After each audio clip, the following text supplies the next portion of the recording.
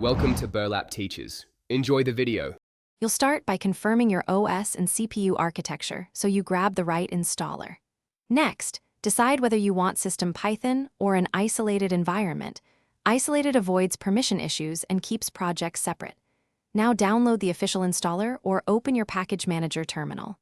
On Windows, choose the executable. On Mac OS, use the PKG or Homebrew. On Linux, pick apt, DNF, or pacman.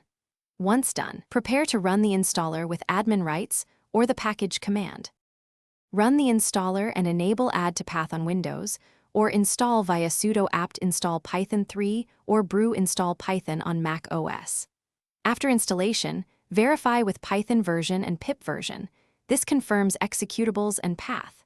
If you want project isolation, create a virtual environment with Python mvenv. Venv and activate it, or install pyenv/conda for multiple interpreters. Make sure pip upgrades, Python m pip install upgrade pip, so package installs behave predictably. Then install a REPL or IDE integration. Finish by testing the interpreter with a simple script or the REPL. Run Python c print hello to confirm output. If commands fail, check path. Add the Python install directory or call the full path like /usr/bin/python3.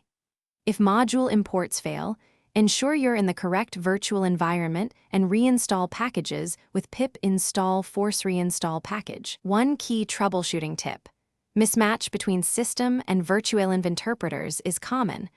Always activate the venv before installing or running code. Thanks for watching. Consider subscribing if this video helped you.